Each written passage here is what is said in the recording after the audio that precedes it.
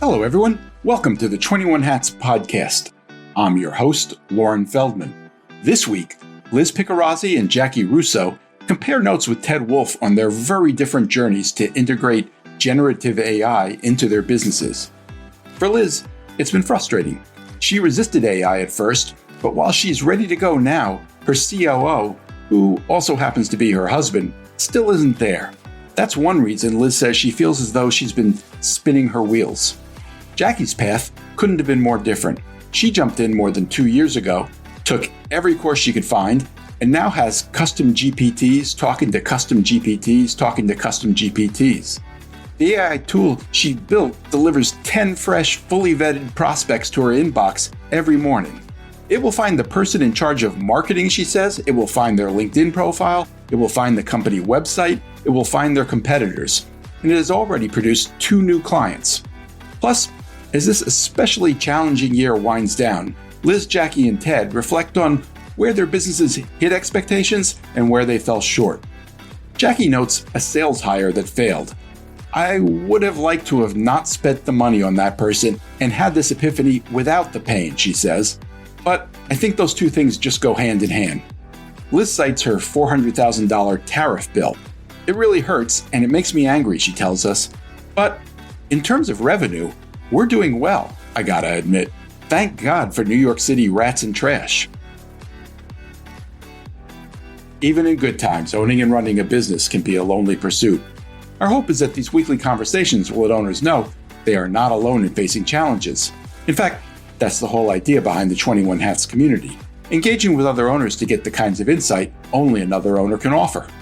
If you're interested in learning more, you can sign up for the Morning Report newsletter, which offers examples every day of owners confronting challenges and seizing opportunities. Just search the 21 Hats Morning Report to subscribe. Joining me this week on the podcast are Liz Piccarazzi, who is CEO of CityBin, which makes trash enclosures and package bins and is based in Brooklyn, New York. Jackie Russo, CEO of Brand Russo, a marketing agency based in Lafayette, Louisiana. And Ted Wolfe, who is CEO of GuideWise, which helps businesses implement AI and is based in Lancaster, Pennsylvania. The episode is titled, and language alert here, I have to figure this shit out. Welcome, Liz, Jackie, and Ted. It's great to have all of you here. I want to start by addressing something. I've gotten some feedback lately that I'm spending too much time on artificial intelligence, both on the podcast and in the newsletter. And I'm certainly open to that suggestion, partly because I like to mix things up and talk about different things, keep it interesting.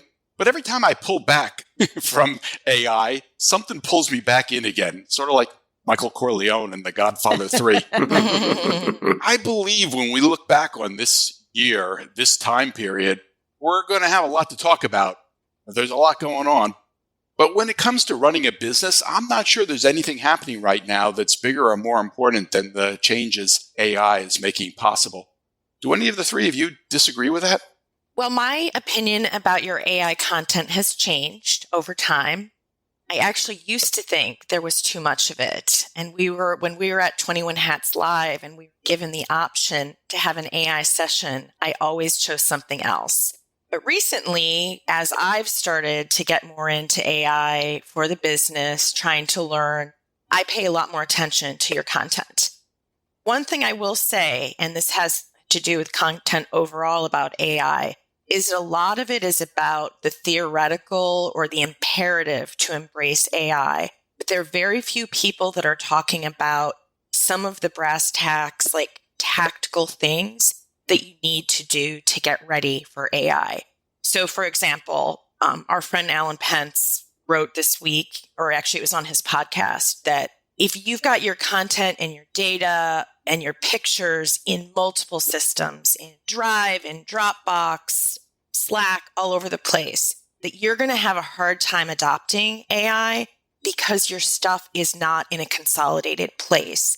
And that's where I've been lately. I've been spinning my wheels.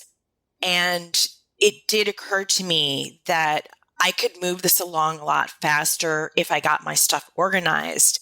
But then, is there time to get myself organized? How do I even want to organize those tens of thousands of photos?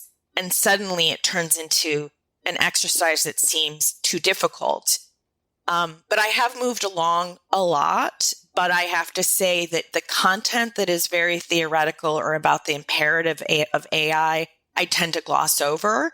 Anything that's about corporate AI, I tend not to read, but anything that is really about getting started, how to do this practical is really valuable for me as a small business at this stage.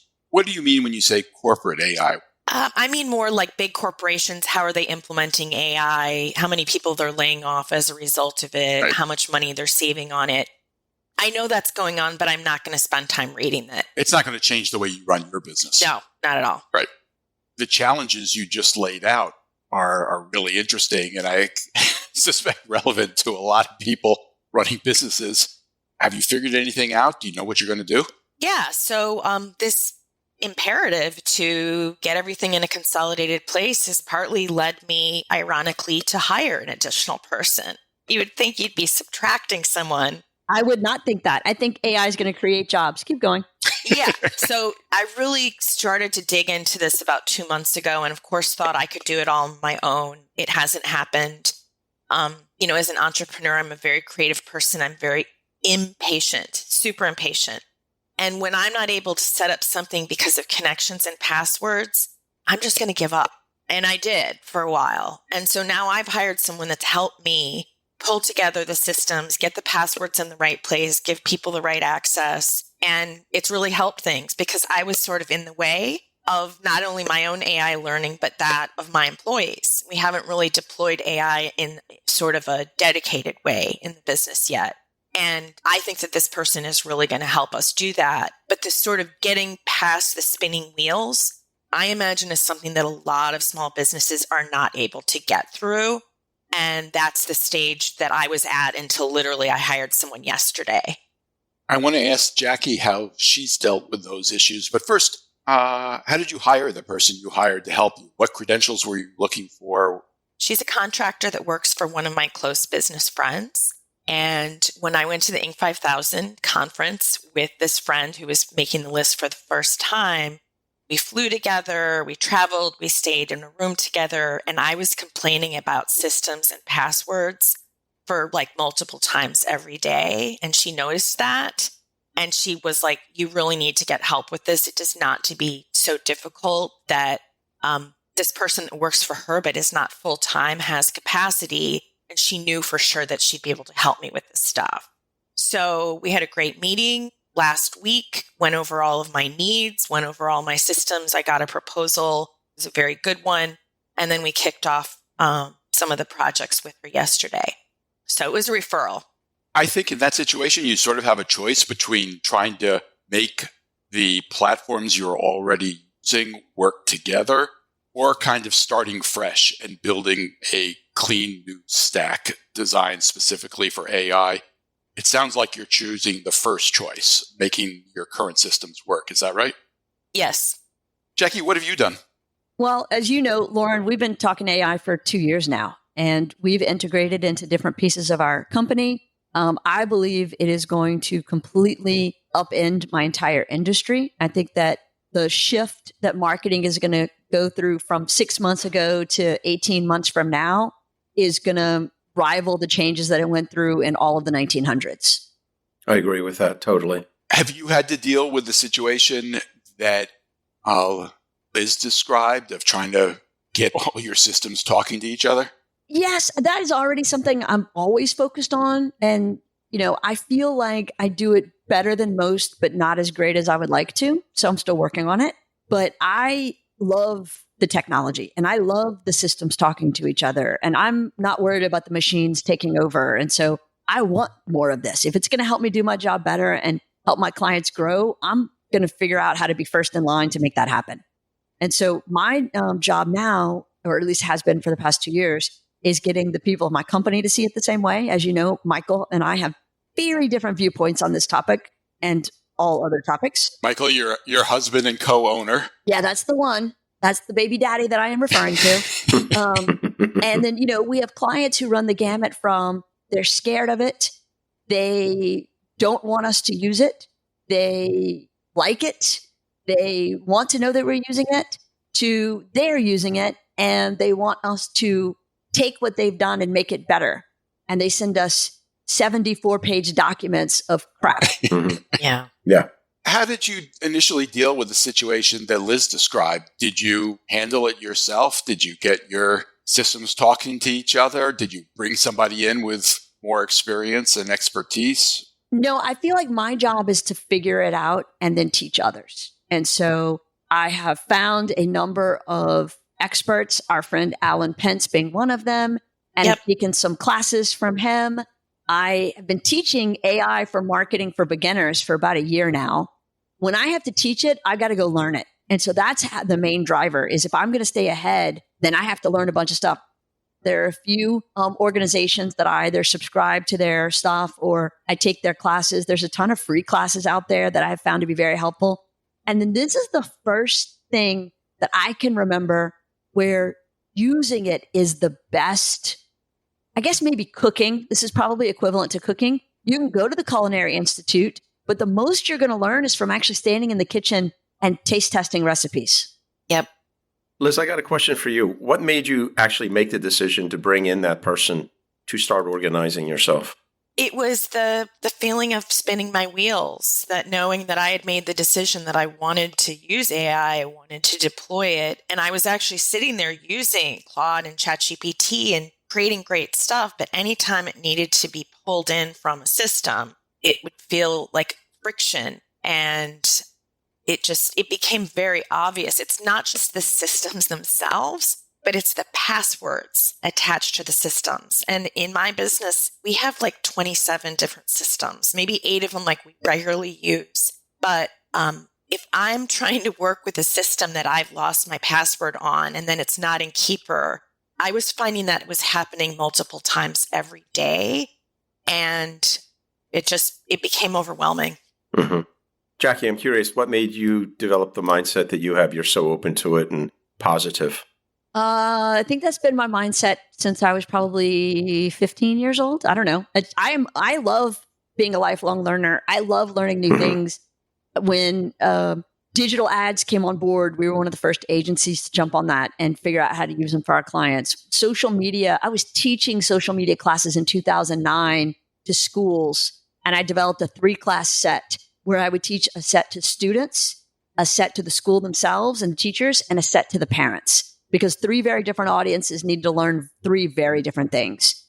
I started a radio show, a local talk station, kind of a regional powerhouse here in the South, had me do a weekly show for them. It started out as a 60-second, and then it became 5 minutes. And it was for 12 years. I would take a social media platform that had just been launched and explain to the business community how they should or should not use it for their customers.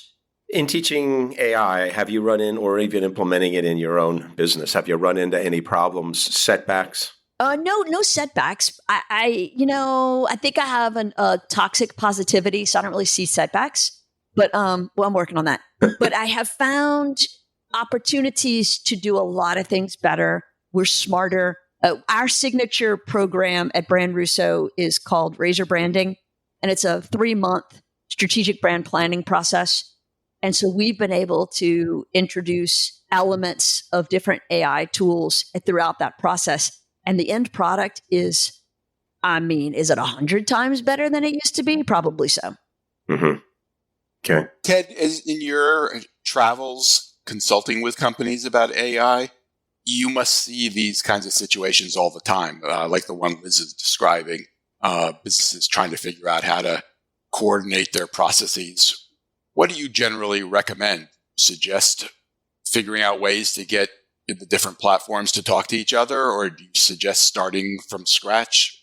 I suggest doing what Liz started with, actually getting somebody to come in and help you, because you're not going to have time to do it yourself in a small business. So you got to have someone come in and start taking a look at, first thing, tying systems together, making sure everything's linked the way it needs to be, but organizing your information. What I think a lot of people, where it falls down, is when they get into developing bots or even agents, You got to get into the workflow. What's a process step by step? Most people don't have them documented. If you don't have them documented, you don't know where your data is coming from. A lot of data is usually tribal knowledge. How do you get that into a system? So I think that's the next step you've really got to look at. And I think there is potentially a good reason to listen to what the popular press is saying in big businesses. What they're doing today, Liz, you're going to be doing 2 years from now. And that waterfall effect's really important to know, because they're not saying we're letting people go. They're saying we're not hiring anybody, and readjust our employee full-time equivalents, things like that. But I think the first step is, how do I get my house in order? And that is, what's your workflow, document your systems and things like that. Because you're going to have to get to a point where you say, how far can I take the automation and the agents in running my business? And how do I connect with not just my clients, but other vendors that I can co-partner with and things like that? Because the changes are going to be really big when it comes to people. That's what I'm seeing, and that's what I'm hearing. Liz, you have a lot of marketing experience and marketing expertise. I'm guessing that's kind of where you started using AI, creating content, creating marketing assets. Have you moved toward actually changing the processes by which you run the business to integrate AI? So my intent is to have the core of these marketing campaigns still come from me, because I've built the product. I know who the customer is. I know the value proposition. I'm not going to let AI do that job. But then the stuff that I write is going to flow down to people that are doing the marketing implementation. So I feel more comfortable with that if I know that my voice is captured from the beginning, because if that's not captured, then the people working for me are going to copy and paste or port over stuff that isn't really on message. I don't think I'm going to need to be highly involved for a long time, but I know at least for 2026 that I'm going to get my messaging very clear. I have 3 product lines now. I have my residential, municipal, and Bear. And obviously there's different content for all 3 of them. And the core marketing structure is the 3 product lines. But then I don't want people just going there putting any old messaging in, or just developing, let's say, Bear related material. I'm going to want my value proposition to be right in there from the beginning. So the goal is that in 2026, we're going to evolve to, I put something in one place, and then it kicks off. My creative team can go from there and use the tools that they're probably going to know better than I do. I don't want to have to know how everything works. That's part of the problem now. I don't. So I'm thinking, if I don't understand this, how am I going to pass this off to someone else? Or if I don't understand how to get my clear message and my positioning in the system, it's going to replicate something I don't want across all the marketing channels. Liz, you're a good writer, and I know you take pride in your writing ability. You said that you're getting comfortable with making sure that your voice is part of what you're creating and presenting.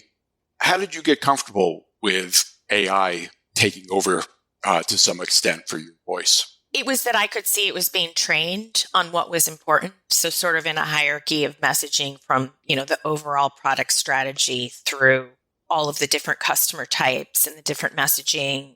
I could see that it was learning, so I became more comfortable with that. It speeds things up a lot.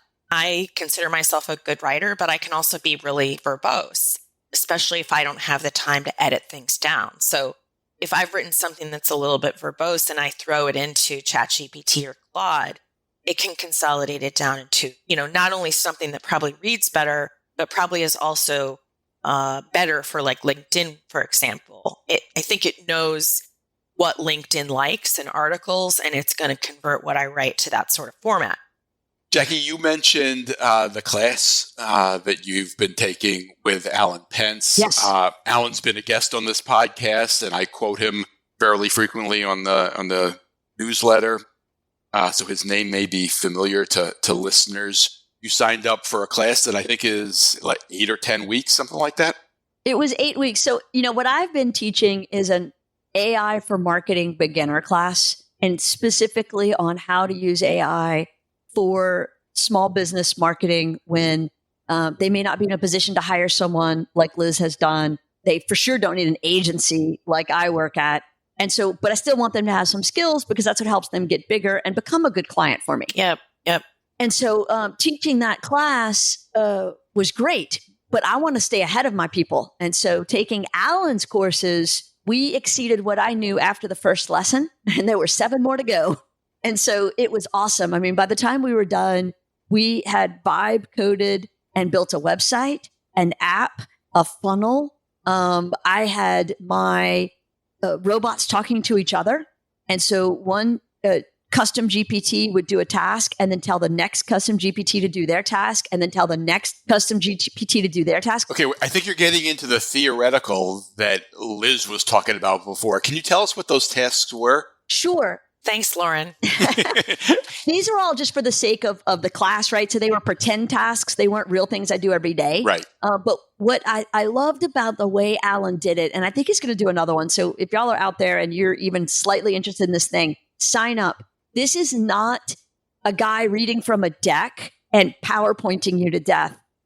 There may have been a deck in the first 2 lessons, but after that, he would give us assignments and we would just basically program. And I'm not a programmer. I don't think that way. It kind of hurts my head, but I was able to figure out how to do it. And so he gave us this series of assignments around taco trucks was one of the day's lessons. And so we had to find all the different taco trucks from this deck of information, like a CSV file. And then we ran different programs to analyze the data, to create a map of where all the trucks were, to create a route of how to get geographically from the first truck to the last truck in a place that makes most sense. One day we created fictional businesses, and then we built all of the assets around that business. So in a class, in 1 2-hour class, we developed a business plan, an approach. We solved a problem. We built a website. We built an app. We built a lead funnel. I mean, it was impressive. And like you were saying, Jackie, you have agents talking to agents, talking to agents. That's a whole new realm. Then you got to get what they call orchestrate. And that's just, how do I manage these? Because in the future, when you hire someone, I honestly think you're going to be saying you're going to be managing 2 agents and 1 person, or 10 Yes. agents and 1 person. Yes. And those levels will keep going up. And then all of a sudden, a small business person has to understand that stuff so they can get I'm going to say leapfrog ahead of Yes. their competition who won't, because they're going to be left behind. It's just like hiring another employee. I got to do the exact same things. It just works faster. And they're so much smarter than what most people are. But that doesn't mean I don't need people. I Right. think that's what people are looking for, along with what you said, Liz. Give me some practical, applicable things that I can do. Well, and that's one of the things I told Alan was I love the theoretical assignments because it allowed me to separate from my business and just learn the tools. I was doing stuff that felt very smart and fancy, and it made it easy. So I started to realize how easy it's going to be for other people who are way smarter than me to be able to use these tools to accelerate growth, to accelerate product development, to accelerate marketing initiatives. And so the divide between the people who understand the tools and don't, as it gets bigger, that becomes the divide between the people who are growing their businesses more rapidly and those that are stagnating. One of the things that was fascinating to me, to your point, I read an article, and I don't think it was in 21 Hats, although that is what I read mostly, about the radiology industry. And 10 years ago, med schools were telling radiology applicants to just pump their brakes because we had a glut of radiologists in the market and we did not need more of them. And they were going to have a hard time finding a job when they finished med school. Fast forward 10 years later, because of AI, people assumed that was going to get even worse, but the inverse has happened. Now we have a shortage of radiologists. Because of AI, we are able to do more x-rays because we can use it for more things because it's so inexpensive now. And because of the AI, we have faster ability to return information. A human still has to sign off on it. So we actually are doing what I think is going to happen in a lot of places where the people who know how to use the tools are in high demand. And we need more of them because the tools are producing more opportunities for more work. So I want to get back to how we can use this right now. One of the things I love about Alan Pentz is that, like Ted, he was a business owner first before he set out to immerse himself in AI and help others adopt it. So he speaks the same language as business owners. I'm curious, Jackie, you described the somewhat theoretical and classroom versions of what you learned. When you left the classroom, what were you most excited to actually implement in your everyday business life? Sure. So one of the things that I built during class was a new business tool. I've been spending a lot of time completely revamping our new business program here at the agency. And I'm able to save, I'm going to say conservatively 30 hours a week now. Of your own time? Of my personal time, which that's a lot. And so what we have built is a tool that every day, and what it ends up doing is delivering to me an incredibly well vetted set of new leads in specific industries with an incredibly detailed assessment. And so it serves start from the beginning, Jackie. 30 hours is a lot of time, and new leads is something that every business cares about.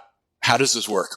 So now I have a tool that automatically in the background works, and this is what it does. And I'm going to use business banks as an example. It will go out every day and find for me 10 business banks that completely fit the criteria of what the perfect client is for me. And that criteria is very detailed. It will find the person in charge of marketing. It will find their LinkedIn profile. It will find the company website. It will find their competitors. It will compare them into a BANT score, budget, authority, timing, and need. And then we added an F for fit. So it's a BANT score. It will rate them, and it will write a first draft email for me identifying specific things we've done that are aligned to things that they need, and throw all that into an email for me at 6 a.m. Is that working? Oh, yeah. Amazing. Yeah, perfectly. But how is all of that information even publicly available? Well, I tied a bunch of tools together, Liz. I'm so glad you asked. So I have some scrappers, as one of my classmates called it, a scraper, and about 4 different AI tools, different platforms, all working together in a daisy chain to deliver that information to me. And then you get 10 leads every day. Well, I chose that number, Lauren. That's one of the factors. You can just pick whatever number you want. But 10 is a good number for me because I want to be more focused on quality over quantity. And what are you doing? Well, I'm connecting with them on LinkedIn, and I'm starting a relationship. I'm getting to know them. I'm reading what they're writing. There's still some human element, I think, to do a good job. I'm not ready to turn my entire life over to the robots. So you're not just making a cold call to these? No, that's not my business. Other people, that would make sense to them. But so no, I will get to know them. I'm not just going to slide into their DMs and say, "What's up? You up?" There's no "you up" messages here. Now, the ones that make sense, we do invite them to be a part of our podcast because you're always looking for B2B marketers. But that's not everybody. We only release a podcast a week. Like, how could I possibly keep up? And so it helps put them into different buckets of they would be a good podcast guest. They have this immediate need right now. They have a long-term thing. Send them this material that you created a while back that would be relevant to where they are right now. It guides me through that process and gives me steps. And then I have another tool that once the human, me, says yes, it goes into our CRM, and there's a whole bunch of automation that happens after that. So, Jackie, would you say that that's the equivalent of what your employees would normally be doing or a person would be doing, but now the agent technology is doing it? I would tell you yes, and not only am I doing it, but I have 2 employees that are also doing it. And we're comparing our notes because we all have different sets of leads that come to us, and we do different things with them. So we're doing some ABC testing. Yeah. And then I would also tell you that as this works, which we're 2 projects in already, so far so good. So 2 new clients have come from this effort in very short amount of time. Okay. And so now I'm going to have to start hiring to handle the new work that this tool is creating. So, Liz, I'd love to ask you, if you don't mind, if you look at your AI as a human, you're bringing in, teaching, training, getting them on board, and then trying to get them to self-manage so to free you time up. Does that help you think about AI any differently, or is that the way you've always thought about it? No, I think that would help me tremendously. You know, I'm older, and I know that there's many people that could potentially help. It's just a matter of how do I find them? And honestly, I was listening to you guys, I've never even set up an agent. It's okay. A concept that I know is a next step, but I've got this sort of resistance, I need to figure it out before I do it. instead of get in the sandbox and do it. And, you know, It's interesting to me. You almost sounded embarrassed that you haven't done that yet, Liz. I am So embarrassed. trust me, there are a lot of business owners. Well, we'll see. Lauren, have you ever set up an agent? Absolutely not. So, Liz, let me ask, how would you feel from managing agents like that? I mean, it appears as though you would like to, I'll say, explore and thoroughly understand something before you do it, which is very rational, correct? Yes.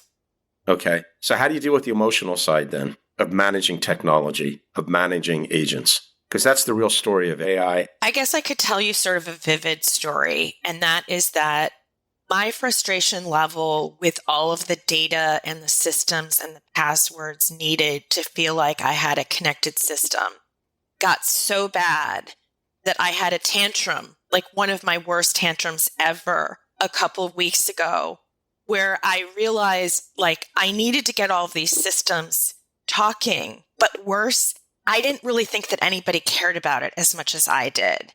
And I don't know if that's true or not, but that does sort of get to the emotional thing, because then it's like, well, not only do I have to figure this shit out, but I need to try to galvanize my team to embrace it.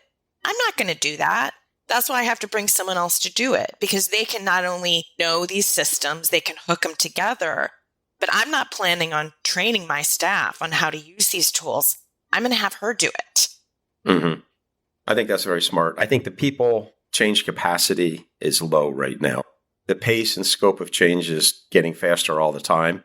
You mentioned that you almost went into I believe you used the word temper tantrum, if I remember correctly, probably would get programmed into an agent, because the values that you have, you will program into that. And when an agent goes crazy, and they do go crazy, just like an employee, you have to know, okay, here's how I have to go back and handle it, because the beliefs and values that you have are going to be evident in that particular agent. And you got to be prepared to deal with that. Yeah, well, it's sort of in my head right now. I mean, I have not tried to push these tools a whole lot on people, partly because I don't have a good command of it. But I'll give you another example. Like, we have this master spreadsheet which we use for production planning, pricing, inventory management, you name it, and even tariff tracking. It's in this great sheet. My husband, Frank, who's our COO, he created the sheet. It's very sophisticated. He basically is in it all day long. And I told him the other day, have you tried loading this into any AI tools? Oh, no, I'm not ready for that. I don't think that will work. And I said, I don't think it will work either immediately. But if you structure in a way where it knows what we want to know from that, like we're placing a big order soon, and he is really good at looking at the sheet to do production planning, but it would be a lot easier if he were to put that sheet in there and look at past sales for every SKU and look at historicals as well as orders we have coming in to make that order management. I mean, I would think it would be turnkey, but he hasn't even uploaded the thing into anything. And I've also decided that I'm not going to do that myself. I'm curious to see what it will do, but I have a little bit of a barrier because I want him to have the curiosity to do that. And he doesn't have it yet. Ted, do you have enough information to say how you would address that situation? Yeah, I would say I highly recommend that he does put it into AI. The beauty of what AI is, and I'm going to get just a little technical here, and that is in data processing, looking at systems, you have input, process, output. You put something into the system, it does the thinking and the thing for you. That's today's technology. And then you get an output and it ends there. But with AI, you have another step, and that's called competency and communication. He would be able to communicate, ask questions.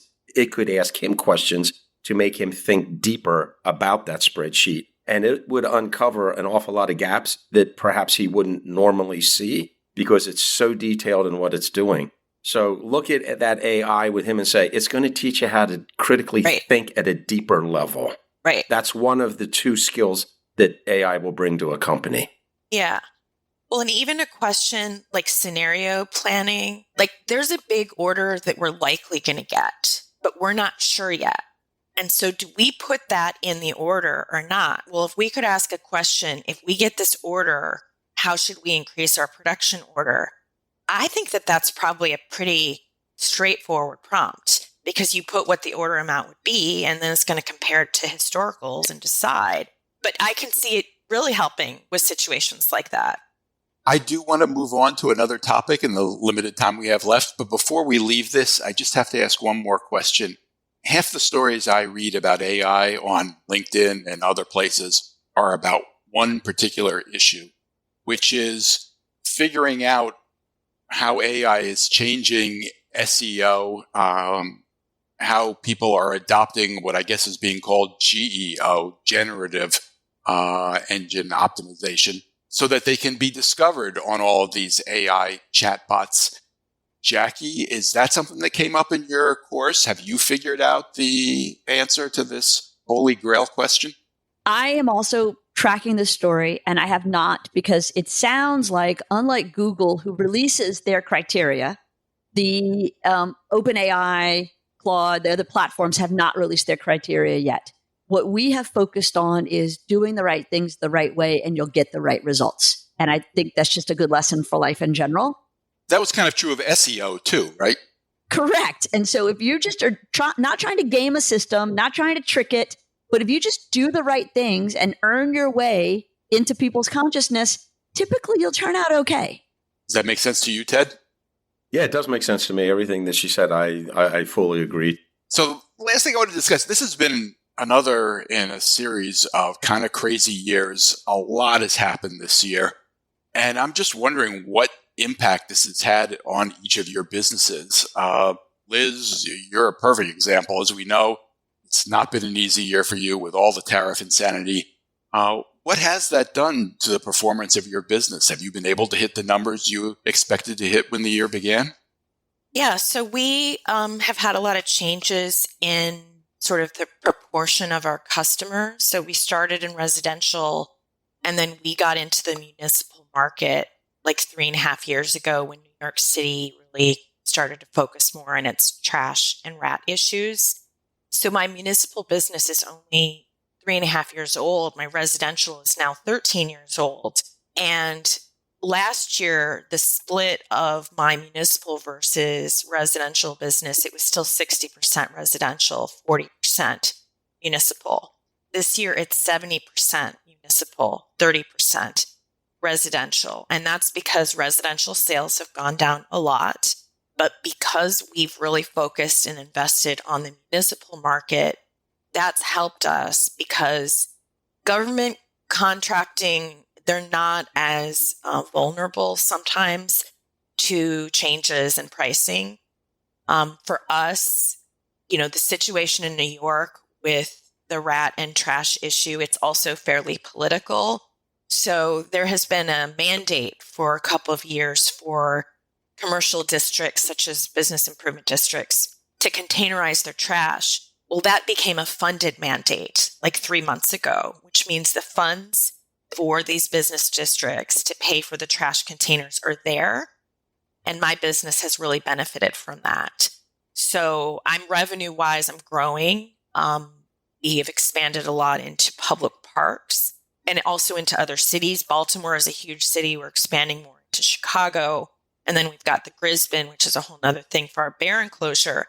But that proportion of 70-30 being municipal has saved us, because if we had just focused on homes and multifamily properties and didn't have these public space sales, we would really be in trouble right now.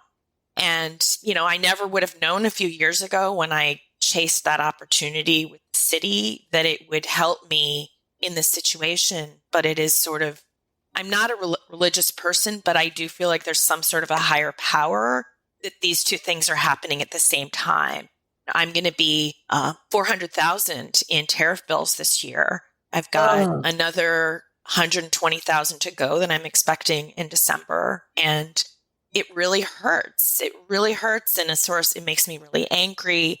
But in terms of our revenue, we're doing well. Got to admit, thank God for New York City rats and trash. Have you been able to maintain your margins at all, or are you way off? We're off. We did a surcharge, so that has helped a lot. Jackie, how about you? You've had some uncertainty this year too, in that you hired your first big-time sales lead with very big expectations. As you've told us, that hire didn't work out precisely the way you'd hoped, and you've been rethinking things since then. Oh, what has this year been like in terms of Brand Russo's performance? It's shocking. We're not going to end up at the highly ambitious goals that I originally projected, but we're still going to end up in a good spot. So we have, I think, turned this into a year of some disappointments because of that hire being so expensive and so colossally failing, and some really great wins. We've got some incredible clients that have been with us for 5, 10, 15 years. We've got some great new clients that we're excited about. We've really fine-tuned. After that person fell apart or left us, I blew up our entire new business process and just started back at basics. And it's kind of like remodeling a house. Every time I opened a wall, I would find knob and tube wiring, or someplace where there was no insulation, or the rotten floors and subfloors that I have to replace. But we're coming out of this with a completely remodeled house that's now practically brand new. We've integrated AI in all these different places. We've got a real system that anybody can now step in and work. And I feel really good about that time and effort. I would have liked to have not spent the money on that person that I did and had this epiphany without the pain, but I think those two things just go hand in hand. So are we on track now to have the biggest year of all time next year? You betcha. It sounds, based on this conversation, as if you basically replaced your big-time salesperson with a big-time commitment to AI. We did. And yet, I'm still going to end up having to hire probably 2 people next year to run the system once we finish a few more tweaks over the next few months, because my job is not to do the jobs of this agency. My job is to provide opportunities for us to hire really talented people to do those jobs. So I'm in it right now to get it right. And then I have to get out of it so that it can grow. So did your revenue grow this year? It ends up being flat instead of growing. We originally projected a 15% up, and we're going to end up 1% up. How about you, Ted? You're more of a startup. What were your expectations for this year, and have you met them? I think the expectation was surprise, and that's actually what happened. My son and I co-founded a business. I'll say 3-4 years. We worked on developing and trying to figure out a solution to that 72% change initiative failure that's in companies, and that's documented by McKinsey and Boston Consulting Group. We looked at that and said, okay, that's a huge solution if we can put that in place. And that means people can't implement because people's resistance to change. So we sat down, designed a system, had it coded, and started using it along with education on how do you get people to change. And we focused it all around goals and how do you get it plugged into the company. Along comes AI, and all of a sudden it's like we have 2 sides of the AI solution there. We need the technology, which we have through the IBM Partner Plus program, but then we have our people resistance module, if you will, where we go in and help organizations get greater adoption of the technology.